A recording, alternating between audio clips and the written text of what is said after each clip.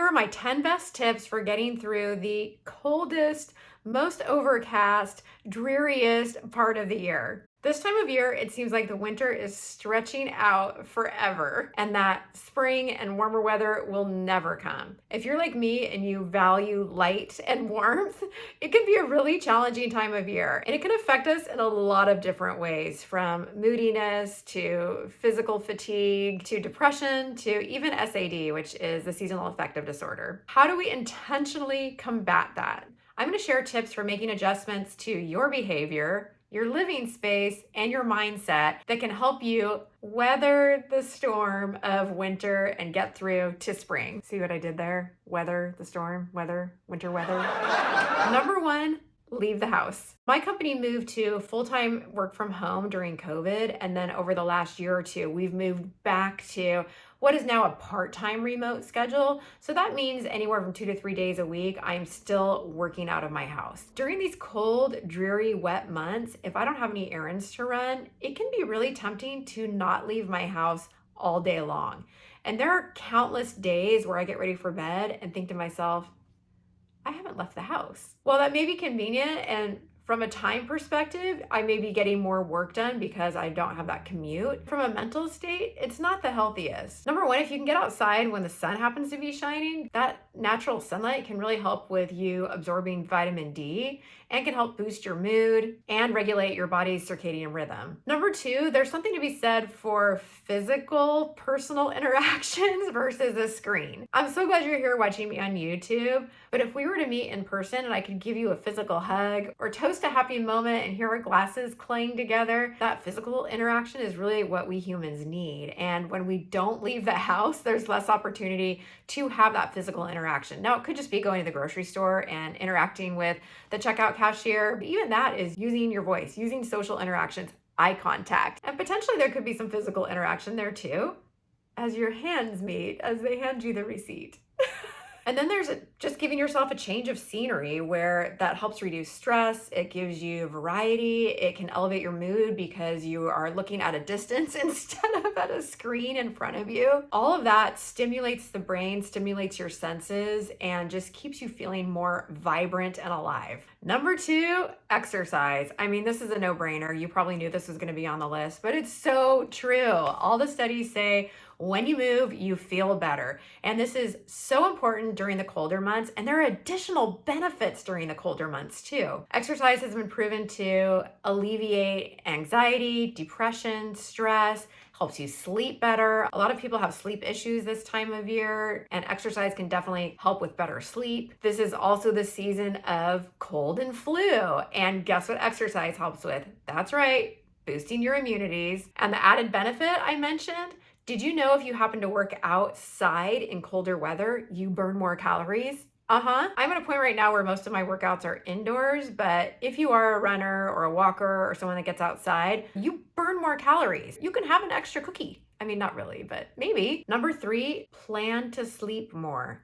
Did you know it's been scientifically proven that we sleep an hour to 2 more in the winter months? Did you know that? Because of the shorter days and less exposure to natural sunlight, our circadian rhythm dictates that we're going to sleep more in the winter. If you don't recognize this and adjust your schedule accordingly to get the amount of sleep that your body needs this time of year, you could be doing yourself the disservice of not giving yourself enough rest. So keep that in mind as you think, why am I less productive this time of year? Or why do I have less energy? It's natural. You're supposed to. We're supposed to sleep more this time of year. And because we're not awake as often, that means naturally you're going to be less productive. It's okay. Give into it. As a side note, I just thought I would share our heater is currently broken, which is why I am dressed for the outdoors, sitting inside my house. It is a lovely, brisk 63 degrees inside my house right now. So those are things you can do yourself to change your behavior. Let's talk about your space and living at home.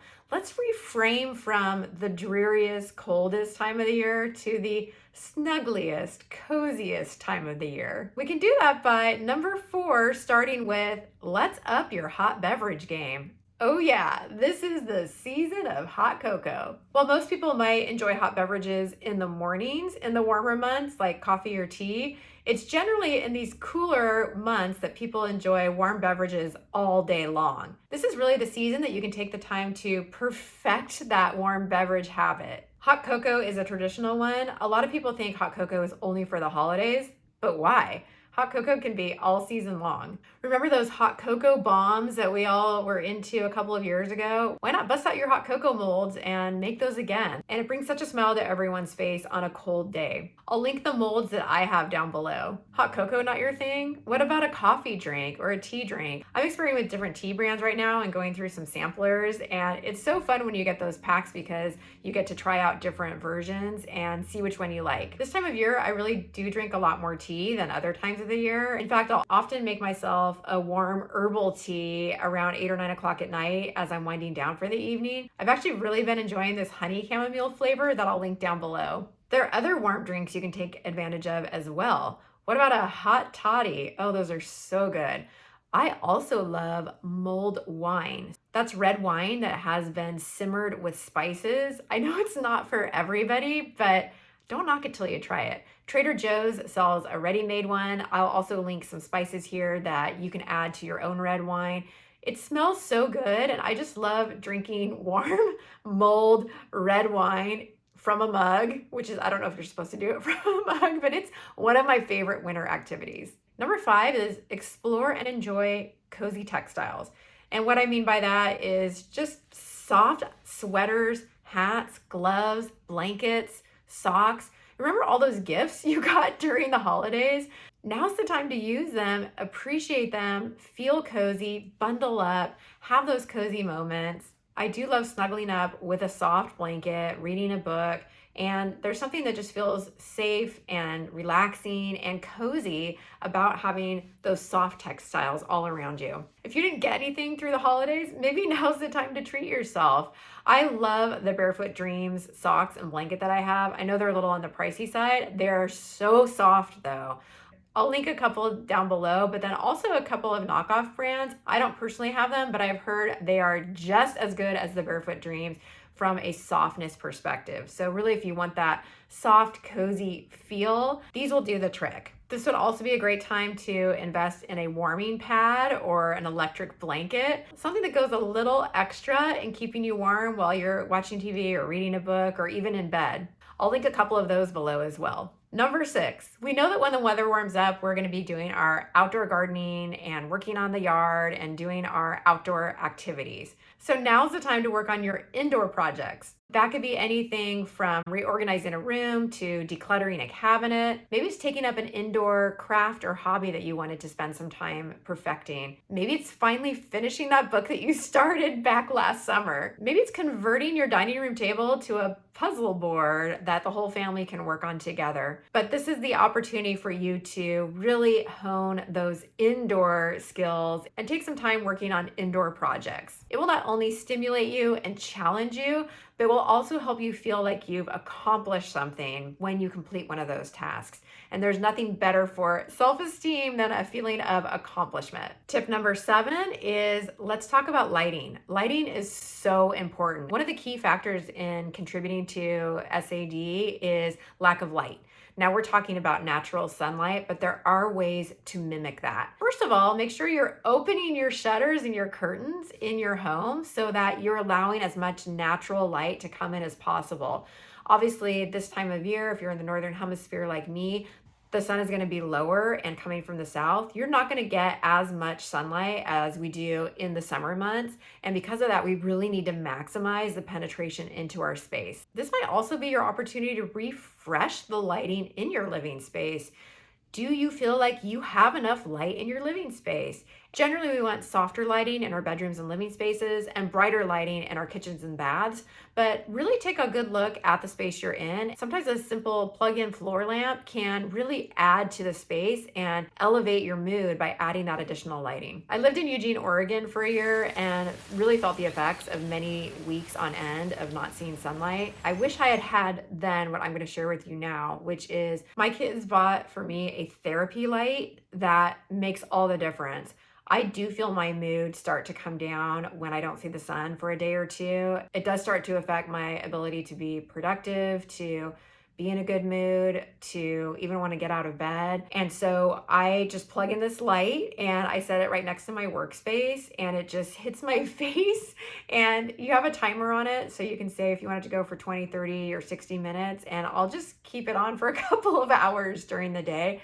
I do feel like it makes a difference. And I just feel brighter. I feel like I'm more attentive. I have more energy. I feel more positive. If anyone can relate to those feelings of just mopiness bordering on depression when you don't see the sun, you might consider making this small investment. It's really made a difference for me, and it's got 3,000 plus 4.5-star reviews here on Amazon. Number 8 way to just help yourself get through the winter in your home is think about your air quality. So this is an interesting one because I don't think we usually think about this during the winter months because we are hunkered down, we feel enclosed. Many times we are just having that coziness, as I was mentioning, but we're not opening the doors and we're not really cleaning the air. We may be burning candles, we may be burning firewood. All of that is kind of sitting in the house, and we aren't, like we do in the spring and fall, really circulating fresh air in. So my advice on this would be, and you can't do this every day because if it's freezing below, you're not going to sit there with the front door open. But if you get a warmer day, I don't know what's warm for you.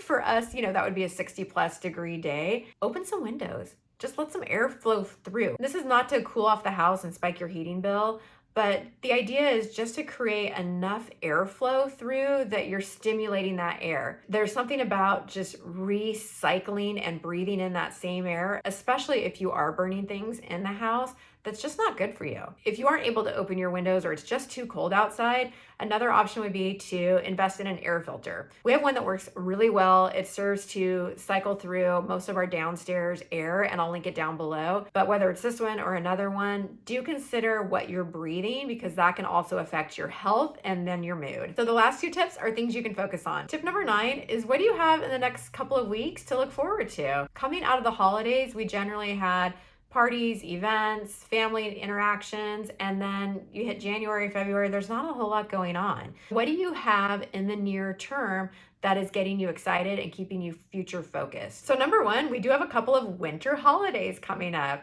We have Valentine's Day and we have St. Patrick's Day, both occurring in the winter months. If you like me and you love a theme, these are great opportunities to put together little gift bags for your empty nest kids, plan a party, see if there are any local events you can attend, decorate your house with different colors. One easy thing I like to do is that we have pillows that go on our couch, and for each holiday, I have different pillow covers that I like to switch out. So for February, I like to change them to red and pink. And then for March, I'll change them to green and beige. And so I have a set of, I think, maybe 6 or so different colors, and I'll mix and match them depending on the season. And even just changing the pillowcases gives me something to look forward to, changes the scenery, and creates a little bit of a mood of celebration in the house. Maybe you don't love themes or you don't love holidays, that's okay. What social gatherings do you have planned? Maybe set a date with a couple of friends to go see a movie or go have drinks at a local restaurant or invite people over to your house and host a dinner. When was the last time you had people over for dinner? Focusing on specific dates just helps us with the mindset of not being so in our day-to-day and breaks us out from those ruts, and again, helps to alleviate stress and brings joy to our lives. Number 10 is a little bit along those lines, but instead of near future planning, it's forward future planning. And if you don't have a bucket list, I encourage you to watch my video on creating a bucket list. This might be the time that you would plan a vacation or plan something that you're going to do during the warmer months. Studies have shown that the act of planning a vacation or planning an adventure can be just as enjoyable as actually going on it. So when you start building that itinerary, maybe even setting aside money to book the plane tickets, or maybe you pull the trigger and actually book the tickets, when you start engaging in those activities, you're actually getting as much enjoyment out of those efforts as when you go on that trip. Maybe a trip isn't in your future, but you have other big summer plans. Start making strides, either researching or reaching out to people to invite them to attend, but focus on something that's in the future so that you have something to look forward to when the weather gets warmer. Because as we learned in my bucket list video, having something to look forward to actually makes you live longer. Those are my 10 tips for getting through the winter Which of these do you do on a regular basis? Is there anything here that I inspired you to try or to do differently? Let me know in the comments below. I'd love to hear how you get through the winter. This is a hard time of year for me. I do struggle with it. So these are things I think about. I'm guessing I'm not alone, but let me know. Please subscribe if you're new, and I'll see you in the next video. And hopefully I will have had my heater fixed by then. Bye.